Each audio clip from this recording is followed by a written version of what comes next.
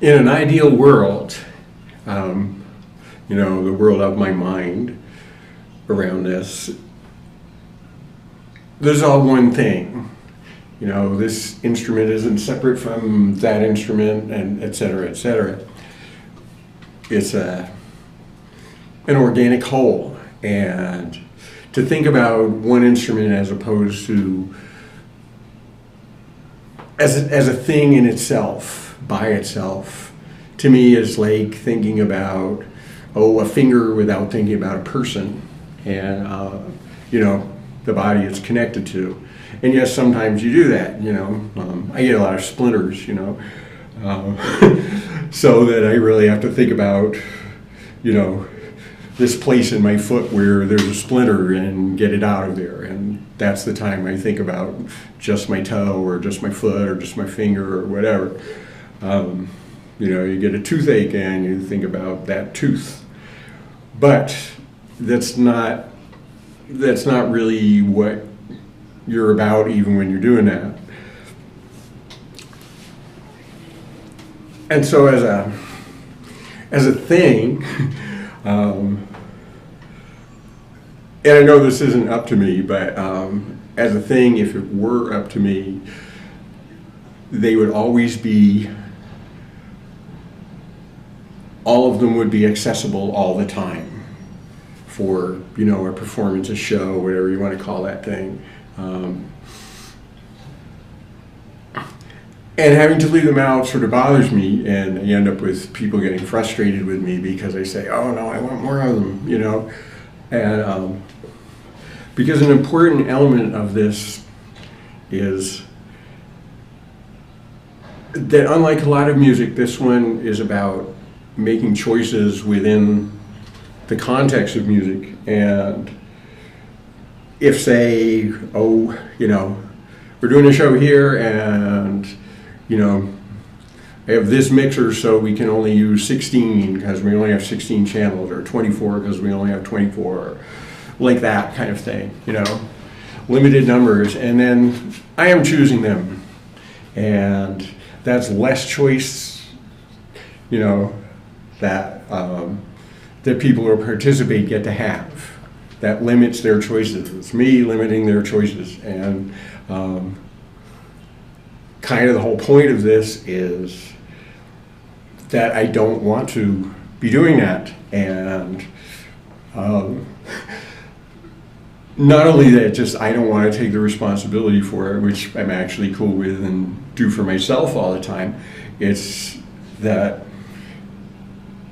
I think the more choices we have, the more engaged in life we become, and so on a socio-political aesthetic level, that's what I want, is for people to have all these choices and ways of interacting. And instead of just being put in a context and having to go with that, I'll do my best setting up a show to have as many things that get used in different ways and they can have different physical approaches to them and like that. But it would be much better if they were all there and they were all accessible. And this is part of the point around making them. I try to fill in absences of sound, absences of ergonomics, absences of approaches to making sound, rather than making a thing that does a thing. It's like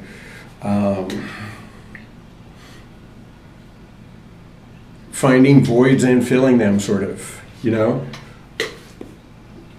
I was talking about this with a painter friend at one point, and they said, well, like, this sucks. Like, I didn't want to do a show that, they had room for 5 of them at an art opening. And I said, nah, I don't really want to do that. It's like, I don't really like having like 5 of them, for 12 people, or however many, because that's, the rule of shows is everybody gets to play, right? And so, if 200 people come to a show and there's 5 instruments, like, people aren't going to get to do it. And ideally, then you'd have 200 instruments, and if 1,000 people came, you'd have 1,000 of them. Anyway, so my friend was kind of annoyed that I didn't want to be part of the show, and so he said, well, what would it be like if somebody said, well, you can put your paintings up here, but we're going to have to, cut the right-handed third off of this painting, or, take the bottom off that one and stuff like that. You'd kind of be, you might do it anyway, but, and it might even come out better that way, right? But, it's still sort of a misrepresentation of what you do. And so I kind of think that things that are disinclusive of the single work that an orchestra is are kind of misrepresentations of what it's about.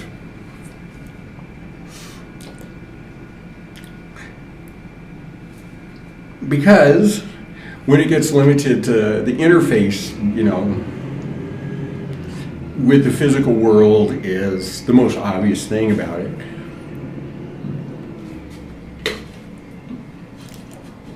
And the more that gets cramped down, limited,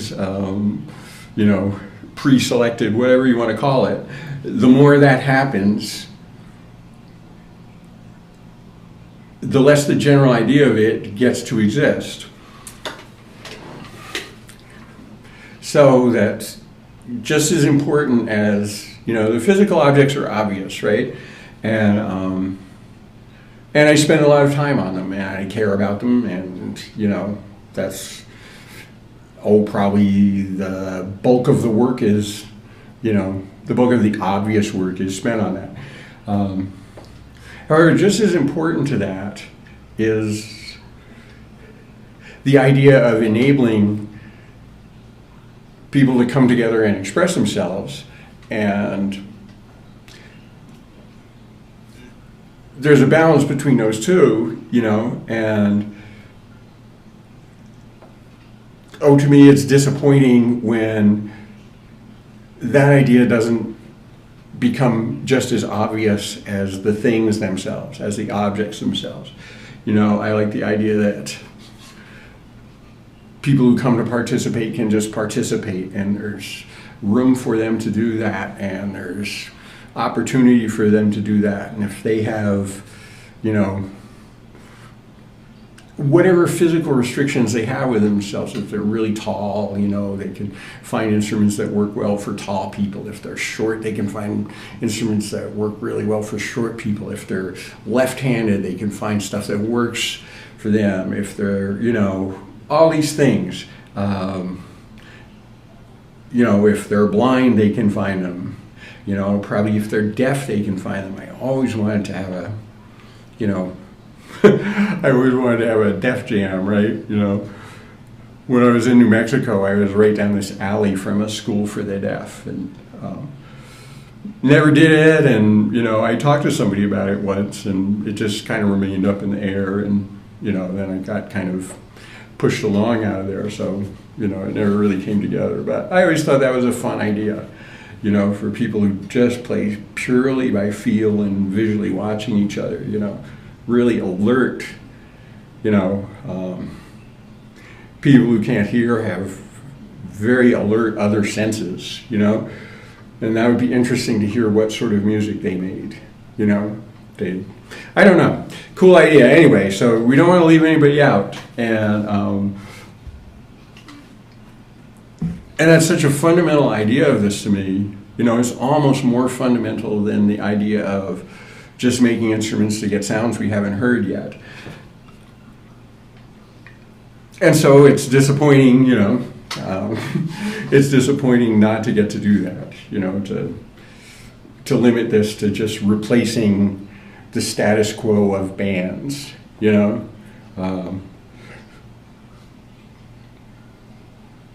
because, a lot of this idea is to argue against the status quo of bands, It's, And it's not that there's anything wrong with bands. I've sure been in enough of them, right? And like you do great things in bands, and they're really fun. And you know, people have fun going to see bands and dancing to bands and what have you. Like, nothing wrong with that. It's just that as an idea is a limiting concept about music, and so it doesn't mean get rid of them all forever, you know. And obviously when I record or play by myself, I limit whatever band I make, you know, for any particular thing. It's you know, it's not like that's a terrible, evil idea, right? It's just that it's a limited idea, and that there's other ideas too. And you know, it would be nice if like a band was a special idea instead of just a default idea, you know.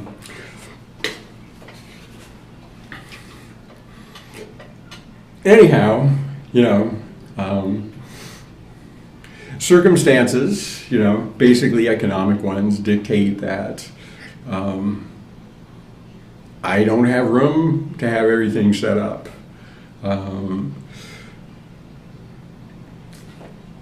Nobody who does have room offers me room to have everything set up, so it doesn't get to be done. And that's life, right? Isn't it? You don't get to do everything, and you don't get to have everything, and you know, like that. And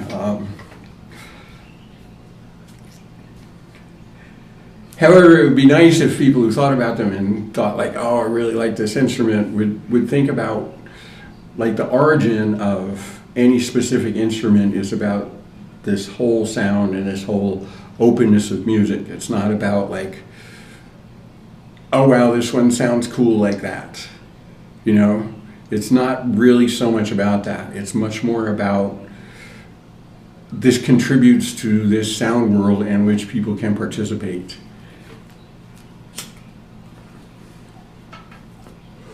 And to me, that idea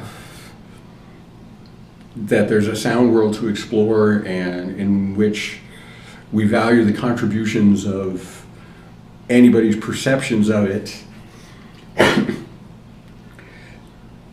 that to me is just as important around doing this as, oh, I figured out how to do a cool thing like this. You know, I love figuring out how to do a cool thing, like, you know, spend a lot of time and effort on that. And you know, I don't want to disparage that idea or devalue that or any way or dismiss it. It's but I think the cart gets before the horse if that's the way it is. You know, the idea of this is about the sound world and about participation and about participating imaginatively and exploratively in the sound world rather than confining it to you know, certain degrees of things and like that, you know. And so if the instrument is the first idea, that's kind of my objection to, you know, how we go about music in the first place. You know, elsewhere I've talked about how you know, how sort of bad it is in a musical sense to identify yourself through a particular, or be compelled to do that. You know, when you're a kid, they give you an instrument and you play this, and you know, you only get this particular instrumental perspective from the start, so you're always like narrowing into this, you know, specialist functional sort of mode instead of just thinking. You know, you don't really get to think about what is music while you're learning the saxophone. You get to think about what is a saxophone, what can I do with this tool. And yeah, so that I think it's much cooler to look at everything from a kind of, well, what is music? What can we do with the sound world? How can we do this in ways that we can interact and, you know, find ways of participating in, you know, that to me is what's really interesting. And, you know, instruments are tools that enable that. And so, you know, if I could always have them all set up all the time, I think that idea would be more obvious than when it's limited groups or, you know, thinking about them one at a time. You know, it's important. You always have to think about them one at a time, sooner or later, right? Like, that becomes obvious, but the context is, if that's the context, you could forever think about each individual one and never get to the idea. And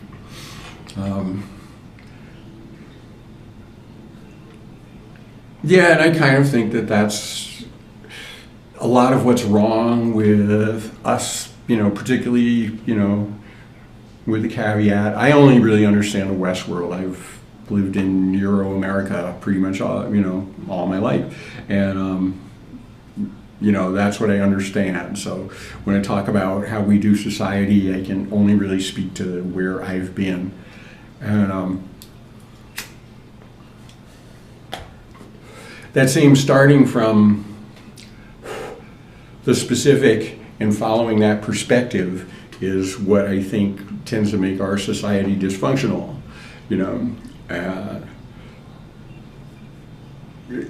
Obviously, that's the same way it's true of music, you know. It's the same way if you start out in music and they give you an instrument and it plays in the equal tempered scale and all the music they teach you is in major minor, you know, you've sort of been given a tunnel to look through. And it's entirely possible that you'll just never think what's outside the tunnel, like a lot of people don't, and do great, wonderful stuff in that tunnel, you know, like